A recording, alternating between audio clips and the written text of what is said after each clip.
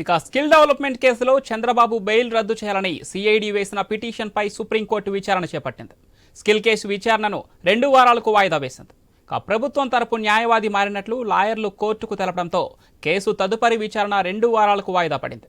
అయితే ప్రభుత్వం తరపు కొత్త న్యాయవాది ఎవరో 4 వారాల్లో చెప్పాలని జస్టిస్ బేలాయం త్రివేది ఆదేశించారు.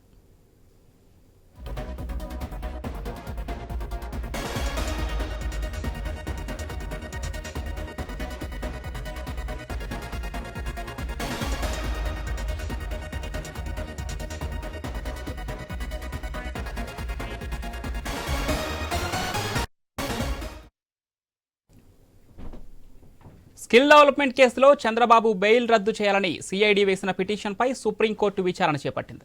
స్కిల్ కేసు విచారణను 2 వారాలకు వాయిదా వేసింది కోర్టు. ఇక ప్రభుత్వం తరపు న్యాయవాది మారినట్లు లాయర్లు కోర్టుకు తెలపడంతో కేసు తదుపరి విచారణను 2 వారాలకు వాయిదా పడింది. అయితే ప్రభుత్వం తరపు కొత్త న్యాయవాది ఎవరో 4 వారాల్లో చెప్పాలని జస్టిస్ బేలాయం త్రివేది ఆదేశించారు. ఇక ఇదే అంశానికి సంబంధించి మరిన్ని డీటెయిల్స్ మా కరెస్పాండెంట్ హరీష్ ఫోన్ లైన్ అందిస్తారు. ఎస్ హరీష్.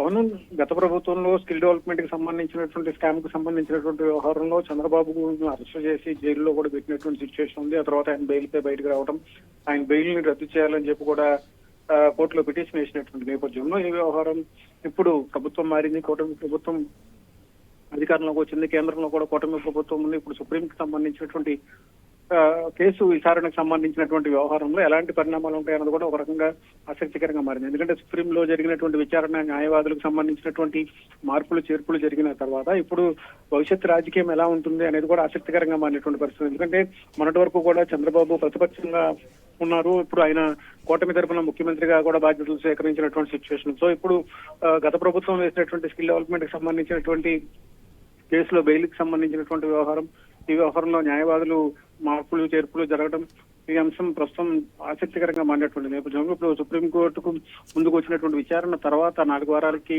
వాయిదా వేయడం, న్యాయవాదుల మార్పులు సంబంధించినటువంటి పరిణామాలు చోటు చేసుకున్నటువంటి నేపథ్యంలో ఈ వ్యవహారం ఎలా ముందుకు వెళ్తుందని కూడా ఆసక్తికరంగా మారింది.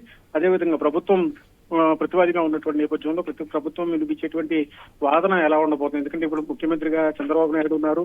ఆయన తరఫున ఇప్పుడు ప్రభుత్వమే మళ్ళీ ఆయన పైన కేసు వేయాల్సినటువంటి సిచ్యువేషన్, వాదన వినిపించాల్సినటువంటి సిచ్యువేషన్ ఉంటుంది. కాబట్టి ఈ మొత్తం ఎపిసోడ్ అంతా కూడా ప్రస్తుతం ఆసక్తికరంగా మారింది. ఈ పరిణామాలన్నీ కూడా ఎలాంటి పరిస్థితులు దారితీస్తాయని కూడా ఆసక్తికరంగా మారింది. Right, thank you Harish.